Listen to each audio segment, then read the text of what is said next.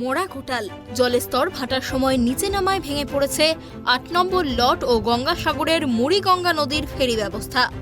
জীবনের ঝুঁকি নিয়ে চলছে পারাপার, হুঁশ নেই প্রশাসনের। ক্ষোভ উগড়ে দিয়েছেন নিত্যযাত্রীরা। দক্ষিণ ২৪ পরগনার গঙ্গাসাগর ও ৮ নম্বর লটের পারাপারের একমাত্র ভরসা ছিল ভেসেল।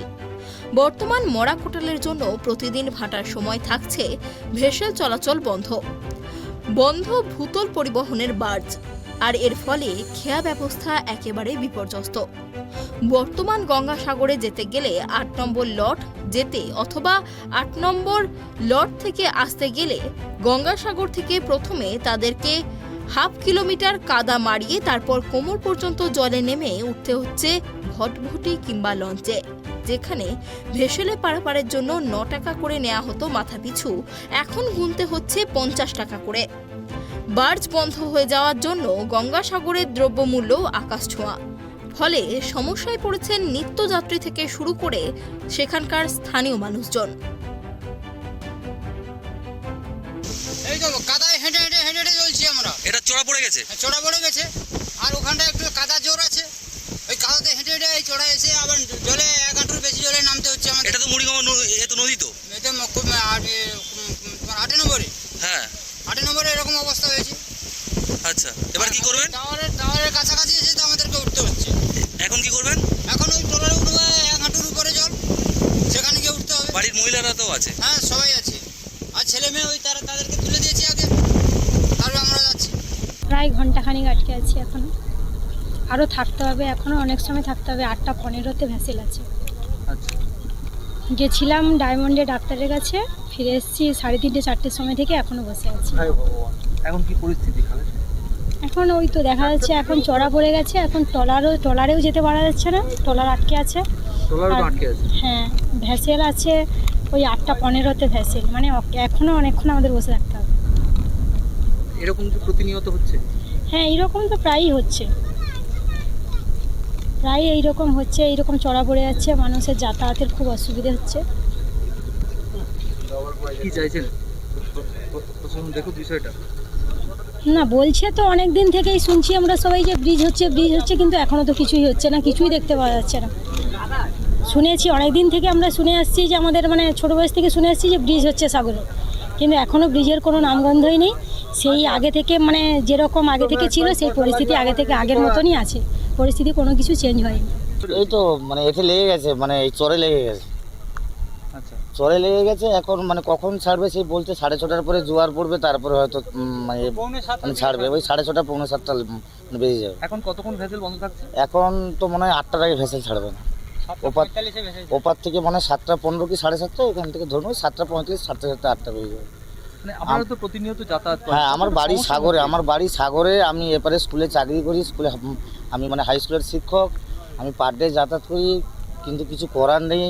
এই মানে এই নদীপথে আমাদের প্রত্যেক দিনই পার হতে হয়, যার ফলে এপারে অনেক সময় রুম ভাড়া নিয়ে থাকতে হয়। কি করব?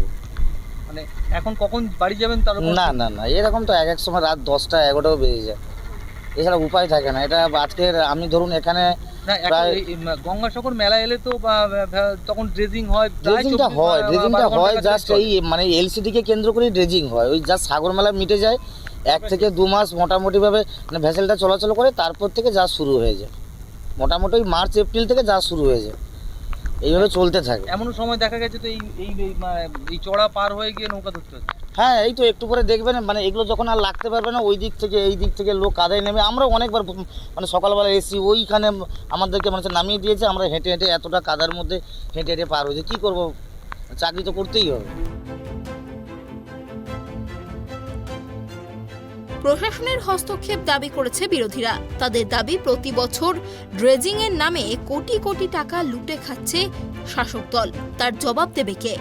আর এর জন্য প্রশাসনকেই দায়ী করেছেন তারা। তাদের দাবি, এই পারাপারের সময় যদি হরপা বান আসে তাহলে বহু মানুষের জীবনহানি ঘটতে পারে, তার দায় নেবে কে? এমনই দাবি তুলে সরব হয়েছেন বিরোধীরা।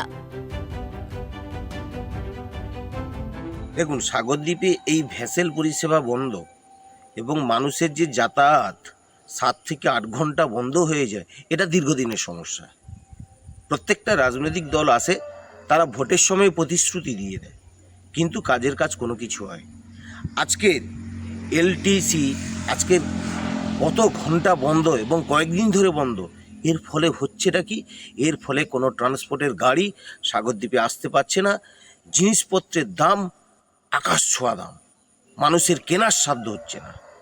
এক, দ্বিতীয় নম্বর, এই যে 6 থেকে 7 ঘন্টা ভ্যাসেল বন্ধ, সাধারণ মানুষের যাতায়াতের যেমন খুব অসুবিধা হচ্ছে, তেমনইভাবে সাধারণ মানুষ এই ভ্যাসেল ঘাটের পাশ থেকে প্রায় হাফ কিলোমিটার বেশি কাদা ঘেটে ছোট ভটভুটিতে করে আসতে হচ্ছে, এবং যেখানে ভ্যাসেলের টিকিটের মূল্য 9 টাকা, তাদেরকে বর্ধিত 50 টাকা দিয়ে আসতে হচ্ছে। আমার প্রশ্ন, যদি ওই মানুষজন কাদা ঘেটে হাঁটু ওপরে কাদা ঘেটে তারা আস্তে আস্তে যদি হরকা বান এসে যায়, তাহলে কত মানুষের জীবন বিপন্ন হবে আপনারা একবার চিন্তা করে দেখুন। এদিকে প্রশাসনের কোনো নজর নেই।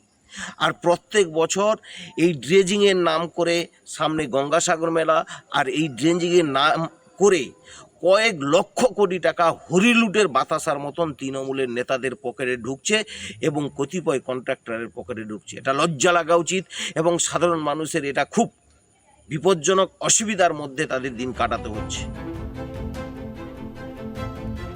এই বিষয়ে সুন্দরবন উন্নয়ন মন্ত্রী বঙ্কিম হাজরা কি জানিয়েছেন শোনাবো। না, দেখুন, যেটা আপনি আমাকে বলছেন যে স্বাভাবিক মানে সিলটেশনের কারণে আমাদের ভ্যাসেল পরিষেবা ব্যাহত হচ্ছে, মানুষদের অনেক অসুবিধা দেখা দিচ্ছে, মানুষরা বাধ্য হয়ে আমাদের ট্রলারে করে অল্প জলে তারা পেরিয়ে যাচ্ছে। যেমন সেদিনকার আমিও, জল ছিল না, হরির ট্রলারে করে আমিও পেরিয়ে, কিন্তু যে ভাড়াটা বৃদ্ধি করেছে, যেটা আপনি বললেন, আমি খোঁজ নিয়ে এই বিষয়টা দেখছি, এবং আমি দায়িত্ব নিয়ে আপনাকে বলতে পারি যে 50 টাকা করে যদি ভাড়া নিয়ে থাকে, তাহলে এই ব্যাপারে আমরা পঞ্চায়েত সমিতির স্তরে আলোচনা করে একটা নির্দিষ্ট ভাড়া করব। আর এত ভাড়া যারা নিচ্ছে, যদি নিয়ে থাকে, এটা খুব অন্যায় কাজ করছে। এখন নিত্যযাত্রীদের দাবি মেনে এই ফেরি পারাপার ব্যবস্থা কবে স্বাভাবিক হয়, এখন সেটাই দেখার। সুন্দরবন থেকে গোপাল শীলের রিপোর্ট, ট্রাইব টিভি।